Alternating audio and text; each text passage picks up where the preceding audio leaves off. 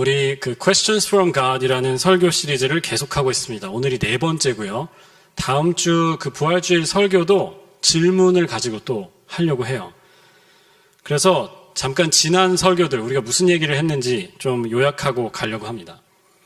첫 번째 주에는 이름에 관해서 얘기했죠. 야곱이라는 사람이 자기 이름이 아니라 자기 형 에서의 이름으로 살고 싶었고요. 하나님께서 물으실 때 내 이름이 무엇이냐? 이 질문을 주실 때 제가 야곱입니다 라고 정직하게 대답했어요. 그때 하나님께서 이스라엘이라는 이름을 새로 주시고 복을 주시죠. 두 번째 주에는 내 손에 있는 것이 무엇이냐? 이 질문을 가지고 함께 이야기를 나눴습니다. 우리는 특별하고 희귀한 것을 원해요. 그런데 하나님은 평범하고 익숙한 것을 통해서 일하신다는 거죠. 그래서 평범하고 익숙한 우리 자신을 하나님 앞에 드릴 때 하나님의 기적을 이루는 도구로 쓰임받을 수 있다. 이런 말씀을 드렸었고요. 지난주에는 욥에 관한 이야기를 했었죠.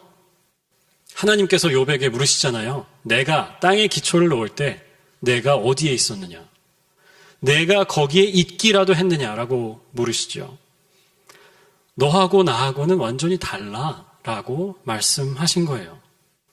그리고 우리가 그 하나님을 하나님의 자리에 모실 때, 우리 인생의 가장 높은 자리에 하나님을 앉혀드릴 때 모든 것이 제자리를 찾을 것이라고 말씀드렸어요. 오늘은 4번째 시간입니다. 다시 한번 따라하겠습니다. 내가 낫고 싶으냐? 이걸 조금 더 도발적으로 질문을 해야 됩니다. 그러니까 상대방이 들었을 때 기분이 확 상할 수 있게 질문을 해볼게요. 아시겠죠? 그래서 낫고 싶으냐라고 하는데 다시 한번 여러분의 감정을 실어서 누군가를 내가 기분 나쁘게 하겠다 그런 의도를 가지고 해볼게요. 낫고 싶으냐? 여러분의 노력을 제가 인정해드립니다. 감사해요. 네. 이 질문의 의도가 뭐였을까? 굉장히 무례한 질문이거든요. 지금 아픈 사람한테 당연히 낫고 싶죠. 지금 여기 베데스다 우리가 이야기하겠지만 여기에 이 사람이 누워있는 이유가 왜 있겠어요? 낫고 싶어서 누워있는 겁니다. 낫고 싶으니까 여기서 지금 오랜 시간을 보낸 거예요. 근데 주님이 물으세요. 낫고 싶으냐? 아마 더 기분 나쁘게 물으셨을 것 같아요. 낫고 싶기는 하냐? 낫는 것을 정말 원하느냐라고 물으셨을 것 같아요. 저는 오늘 이 질문의 의도를 파악하는 게 이 말씀을 이해하는데 가장 중요한 키라고 생각합니다. 베데스다라는 연못이 나옵니다. 그 유대 지방에는 간헐천, 그러니까 intermittent spring 이런 게 많아요. 우기와 건기가 있는 나라이고요. 지금이 사실은 우기가 이제 끝나는 시기입니다. 겨울에 눈이 아니라 비가 많이 오고 지금 눈이 그치면 다시 우기가 올 때까지 한 10월, 11월 이때까지 비가 한 번도 안 와요. 거의 안 옵니다. 그래서 드라이 시즌과 레이니 시즌이 있는데 거기에 가면 이제 와디라는 거 아니면 요런 간헐천들이 있어서 평소에는 그냥 길입니다. 그러다가 그러니까 우기가 되면 거기에 샘이 차는 거죠. 이제 그런 것들이 많아요. 그리고 물이 끊긴 데들이 있습니다. 그래서 여기 조그만 웅덩이가 있는데 거기에 물이 한참 모여 있다가 비가 오면 여기가 터지면서 물이 갑자기 많아졌다가 적어졌다가 많아졌다가 적어졌다가 이렇게 되는 거죠. 그래서 지금 이 샘은 뭐냐면 그 위에 있던 상류에 있던 이제 reservoir라고 하잖아요. 물들이 모여 있는 곳들이 있는데 거기가 우기에는 갑자기 물이 불어나면서 한 번에 내려올 때가 있습니다. 그러니까 그때가 되면 아래에 있는 샘들은 갑자기 수위가 확 높아졌다가 물이 내려가면 다시 꺼지는 거예요. 고대 사람들은 이런 과학적인 설명을 몰랐죠. 그래서 뭐라고 생각했느냐? 하나님의 천사가 내려와서 이 물을 움직이면 그러면 물이 수위가 확 올라왔다가 꺼진다라고 생각을 한 겁니다. 그리고 그 물에 들어가면 천사가 특별히 물을 건드렸을 때 물이 움직임이 있을 때 들어가면 어떤 병이라도 치유를 받을 수 있다라고 믿었습니다. 그래서 여기 아픈 사람들이 다 모여가지고 노숙을 하고 있는 거죠. 오늘날에도 이런 장소들이 있어요. 그 가톨릭에서는 세계 3대 그 성모 발현지가 있어요. The three sites of Marian apparition 이렇게 말하는 것 같아요. 프랑스에 가면 루르드라는 데가 있대요. 저도 못 가봤는데 거기에 가면 기적적으로 치유를 받는 이야기들이 많이 있어요. 포르투갈에 가면 파티마라는 데가 있고 멕시코 시티에 가면 과달루페, 여러분 들어보셨을 거예요. 과달루페라는 곳이 있어요. 그래서 가톨릭 신도들은 이런 데들을 성지순례처럼 갑니다. 그리고 또 기적적으로 치유를 받기도 해요. 기적적으로 치유가 일어나는 것은 참 좋은 일이죠. 그런데 문제는 오늘 말씀에 의하면 그 물에 처음 들어가는 사람, 맨 먼저 들어가는 사람만 치유가 되었다는 거예요. 지금이나 그때나 1등만 기억하는 더러운 세상이었던 것 같아요. 아픈 사람 중에 다리는 건강한 사람들이 있었을 겁니다. 피부에 어떤 병이 있다든지, 팔을 다쳤다든지, 그런 사람들은 달리기에 유리했겠죠. 다이빙을 잘하는 사람도 아마 치유받기가 수월했을 겁니다. 그런데 오늘 말씀에 나오는 이 사람한테는 너무나 불리한 조건인 거죠. 38년을 아팠어요. 여기 성경에 invalid라고 번역을 했는데 어디에 장애가 있었든지 몸이 그냥 약했든지 이런 사람이었을 겁니다. 잘 걷지 못하는 사람이었을 것 같아요. 이 상태로 38년을 산 사람이었고요. 나이도 많았을 것 같아요. 이 상황에서는 그 연못에서는 절대 1등을 못하는 거죠. 그 치유는 절대 받을 수 없는 거예요. 이 연못 이름이 베데스다인데, 그러니까 베스에스다인데, 베스는 집이란 뜻이고 에스다는 자비, 은혜라는 뜻입니다. 그러니까 베데스다는 은혜의 집이라는 뜻이에요. 어떻습니까? 저는 거짓말이라고 생각해요. 1등을 하는 그 사람에게는 House of Mercy가 맞아요. House of Miracle 맞습니다. 그런데 1등을 못하는 나머지 모든 사람들에게는 House of Misery인 거예요. House of Mourning이지요. 한 명의 챔피언 빼고는 모든 사람에게 고통의 집이고요. 슬픔의 집이었어요. 희망 고문의 집이었어요. 오늘 7절을 같이 보려고 하는데요. 예수님께서 내가 낫고 싶으냐라고 물으셨을 때 이 환자가 한 대답이지요. 이 대답 안에 두 가지 실마리가 들어있습니다. 그 대답을 통해서 예수님의 의도가 뭐였을까 오늘 추측해 보려고 해요. 7절을 같이 읽을 건데요. 앞에 그 내레이션이 있고 뒷부분은 여러분의 대사예요. 그 병자가 대답하였다. 우리 움직일 때에 나를 들어서 없습니다. 내가 가는 동안에 남들이 나보다 먼저 들어갑니다. 시키지도 않았는데 여러분 환자처럼 잘 읽으셨어요. 네. 두 가지 실마리를 탐구해 보려고 하는데 첫 번째는 한 사람이 없다 이 말이에요. 이 7절 말씀을 그리스어로 읽으면 어순이 이렇게 되어 있습니다. Sir, 주님, 한 사람도 없습니다. There's nobody. 이렇게 시작해요. 한 사람도 없습니다. 물이 움직일 때 나를 연못에 넣어주는, 이제 내가 가보지만 다른 사람이 내 앞에 내려갑니다. 이렇게 되어 있어요. 아마 이게 이 사람이 생각했던 베스트 시나리오였을 것 같아요. 내가 내 힘으로 혼자 들어갈 수는 없고 다른 사람들을 이길 수는 없고 누군가가 나를 도와줘야만 한다. 그런데 아무도 없어요. 예수님이 말을 걸어오시는 것을 보면서 혹시 이분이 지금 나를 도와주려고 하나? 라고 생각했을지도 모르겠어요. 그래서 무례한 질문에도 너무나 정중하게 대답하죠. 선생님, 제가 아무도 없습니다. 라고 말하는 거예요. 8절에 가서 치유가 일어나는데요. 예수님께서 명령하시죠. 일어나서 내 자리를 들고 걸어가라. 여기 세 개의 명령이 나옵니다. Rise up, get up, pick up your mat, and walk. 세 가지가 나와요. 근데 마가복음 2장에 여기 비슷한 이야기가 나옵니다. 중풍으로 몸이 마비된 사람이 나오고요. 친구 4명이서 이 사람을 예수님께 데리고 가는 그 이야기예요. 친구 넷이 어렵게 그 환자 친구를 예수님께 데려왔는데 어떤가요? 사람이 너무 많아요. 예수님, get up, pick up your mat, and walk. 똑같이 말씀하세요. 요한복음 5장에 나오는 이 사람도요, 아마 이런 친구들을 기다렸던 것 같아요. 누군가 나를 도와줘야 되는데 4명까지는 바라지도 않고 1명만 있으면 좋겠다. 제발 1명만 나를 도와줄 수 있다면 내가 혹시 연못에 들어가서 치유를 받을 수도 있을 텐데 라고 생각을 한 거예요. 두 번째 실마리는 마지막에 나오는 들어갑니다 라는 말입니다. 우리 세번역 성경은 연못이니까 들어간다라고 마지막에 번역했습니다. 근데 그리스어로는 카타바이노라는 단어이고 문자적으로 그냥 내려간다라는 뜻입니다. go down 이라는 뜻이에요. 멀리 갈 것도 없이요. 오늘 말씀 5장 4절 우리가 읽지 않았지만 요한복음 5장 4절에 이 단어가 또 나왔어요. 천사가 때때로 못에 카타바이노 내려올 때 이 단어입니다.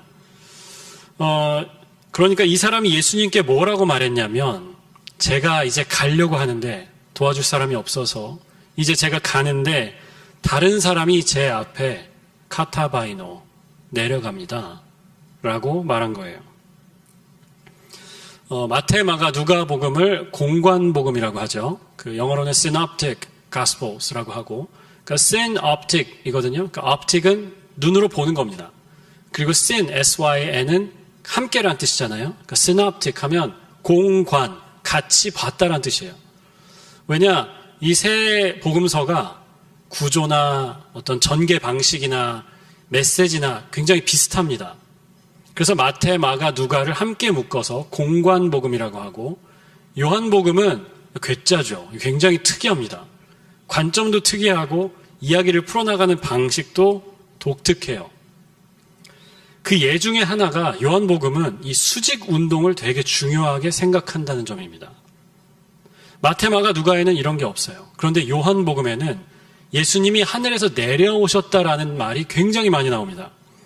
예를 들면 이렇습니다. 요한복음 3장 13절에 예수님께서 니고데모라는 사람과 이야기를 하시는데 이렇게 말씀하세요. 하늘에서 내려온 하늘에서 내려온 인자밖에는 하늘로 올라간 이가 없다. 요한복음 6장에도 말씀하시죠. 나는 하늘로부터 내려온 생명의 빵이다. 내게 오는 사람은 결코 배고프지 않을 것이다 라고 말씀하세요. 요한복음은 이 예수님께서 내려오셨다는 것을 굉장히 강조합니다. 자, 이제 눈치가 빠른 분들은 보이실지도 모르겠는데 예수님께서 왜 이렇게 무례하게 질문하시느냐? 이 사람을 깨우기 위해서이죠. 내가 너를 도와줄 그 한 사람이야. 내가 기다려왔던, 내가 기도해왔던 그 한 사람이 여기 서 있어. 그런데 너를 연못에 내려가게 도와주는 그런 방식이 아니고 내가 너를 위해서 내려왔어. 라고 말씀하시는 거예요. I have come down for you and I am that one person that you have been waiting for. 예수님께서 물으시는 낫고 싶으냐 이 질문에 이 사람이 대답하는 것을 보세요, 여러분. Yes, I do. 낫고 싶습니다. 라고 대답을 못해요. 그렇게 말하지도 못해요. 자기가 생각하는 그 프레임 안에서는, 자기의 세계관 안에서는 안 되는 거죠. 내가 저 연못에 1번으로 들어가야 하는데, 이 경쟁에서 이겨야 하는데, 지금 내 상황에서는 불가능하니까. 한 사람만 더 있었으면 좋겠는데, 그런데 그 사람이 없어요. 자기가 쳐놓은 이 패러다임 안에서는 고칠 수 있는 가능성이 없는 겁니다. 그래서 예수님이 물으실 때 Yes, I do. 네, 제가 낫고 싶습니다. 라고 대답을 못하죠. 그 대신에 왜 자기가 나을 수 없는지, 왜 내가 치유받는 게 불가능한지를 길게 이야기해요. 예수님이 왜 이렇게 무례하게 물으시느냐? 이 사람을 흔들어 놓기 위해서입니다. 이 사람이 가진 인생의 사고방식, 세계관, 이런 것들을 뒤집어 놓으려고 하신 거예요. 그렇지 않으면 자기가 짜놓은 지금 이 프레임 안에서 다른 방법이 없다고 생각할 테니까요. 그런 그에게 주님이 물으세요. 낫고 싶으냐? 내가 정말 원하는 것이 병 낫는 것이냐? 그러면 생각을 바꿔야 돼. 그러면 마음을 바꿔야 돼. 다시 고쳐 먹어야 돼. 기적의 어떤 우연에 너의 삶을 걸지 말고 내 앞에 서 있는 기적의 근원인 나를 믿어야 한다. 낫고 싶으냐? 라고 물으세요. 우리는 우리의 삶이 이렇게 흔들리는 것을 원하지 않죠. 누가 그런 걸 원해요? 내 삶이 이렇게 갑자기 여기 잘 자라고 있다가 누가 와서 uproot 이걸 딱 뽑아가지고 뒤집어 버리는 거. 아무도 원하지 않아요. 영어에 그 controlled chaos라는 말이 있죠. 혼란스럽긴 하지만 어느 정도 통제된 상태를 이제 controlled chaos라고 해요. 근데 우리가 바라는 것은 뭐냐면 controlled miracle을 바라요. 하나님 제 삶에 임하셔서 특별한 은혜를 주세요. 제 삶에 하나님의 크신 능력을 경험하고 싶습니다. 그렇게 기도하지만 우리가 원하는 것은 controlled miracle이에요. Which is not a miracle. 우리는 기도해요. 주님, 이 박스 안에 딱 임하셔서 요만큼만 역사해 주시면 됩니다. 제가 생각하는 그런 방식으로 제 기도에 좀 응답해 주시고요. 요 삶에 제가 쳐놓은 이 바운더리 안에서 좀 역사해 주세요. 그런데 하나님은 어떻게 하시느냐? 오셔서 그 박스를 찢어버리십니다. 왜 그런가? 우리의 계획이 가장 선한 길로 우리를 인도하시는데 방해가 되기 때문입니다. 이것을 믿어야 돼요. 오늘 종려주일이죠. 예수님께서 예루살렘에 영광스럽게 입성하신 것을 기념하는 그런 주일이고요. 고난주간이 오늘부터 시작이 되고, 근데 참 재밌지 않습니까? 2000년 전 오늘, 그러니까 예수님께서 2000 몇 년 전이죠. 그때 예수님께서 예루살렘에 들어오셨어요. 근데 사람들이 거리에 나와서 예수님을 다 반겼습니다. 호산나, 호산나 찬양을 하면서 기뻐하면서 춤을 추면서 소리를 지르면서 예수님을 반겼어요. 그런데 신기하죠? 그 사람이 5일 뒤에 금요일에 가면 예수님을 십자가에 못 박으라고 요구합니다. 무슨 죄가 있느냐? 나는 이 사람에게 아무런 잘못도 찾지 못했다라고 하는데 사람들이 얘기하죠. 십자가에 못 박으라고. 똑같은 사람들이 5일 만에 뒤집힌 거예요. 똑같은 이유 때문이죠. 그들은 강력한 메시아를 원했습니다. 우리에게 오셔서 지금 이 로마의 압제에서 우리를 해방해 줄 그 메시아를 원했어요. 강한 메시아를 원했어요. 그런데 와서 보니까 예수님이 고난받는 메시아예요. 이거 싫다는 거죠. 그래서 십자가에 못 박아버렸습니다. 하나님이 우리가 원하는 방식으로 역사해 주시길 바랐는데 다른 방식으로 역사하시니까 화가 난 거예요. 그리고 예수님을 죽인 겁니다. 제 짧은 그 목회 경력을 통해서 제가 배운 것이 몇 가지 있는데요. 그 중에 하나가 이런 게 있어요. 여러분 오해하지 말고 들으시고요. 지금까지 혹시 설교 시간이 좀 좋으셨던 분들 계속 주무세요. 네, 안 들으시는 게 좋을 수도 있어요. 네, 이런 거예요. 어떤 사람들은 병이 낫게 해달라고 기도를 해요. 병이 뭐든지 간에. 내 삶에 일어나고 있는 어떤 문제를 놓고 기도합니다. 문제를 해결해 주세요라고 기도해요. 그런데 실제로 그 병이 낫는 것을 진짜 바라지 않아요.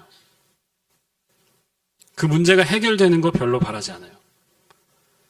그저 사람들이 나를, 여러분 표정이 지금 이런, 그저 사람들이 내가 아프다는 걸 알아줬으면 좋겠고 하나님이 내가 힘들다는 걸 좀 알아줬으면 좋겠다. 여기까지예요. 진짜로 문제가 해결되는 것 원하지 않아요.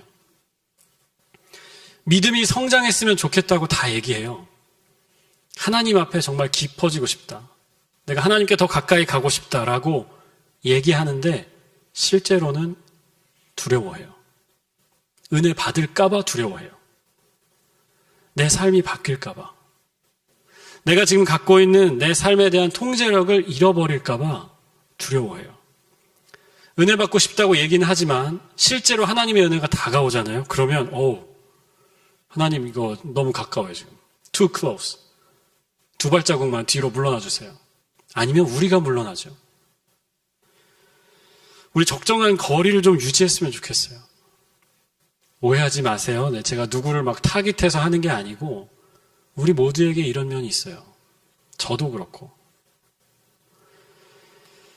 오늘 예수님께서 우리에게 묻고 계세요. 똑같이. 낫고자 하느냐? 낫기를 원하느냐?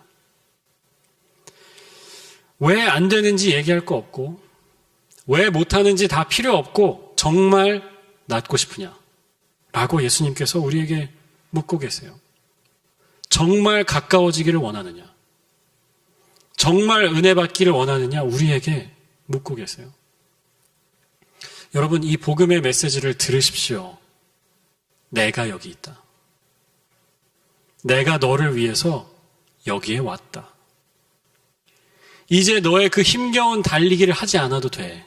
내가 너를 위해서 저 멀리에서부터 내려왔다. 내가 여기에 서 있다. 이게 복음입니다. 우리의 프레임을 버리고 우리가 원하는, 우리가 쳐놓은 경계를 무너뜨리고 예수님을 맞아들여야 돼요. 우리가 믿음으로 낫고 싶습니다. 내 주님, 믿음이 자랐으면 좋겠습니다. 주님께 더 가까이 가고 싶습니다. 이렇게 응답할 때 예수님께서 우리에게도 말씀해 주실 줄 믿습니다.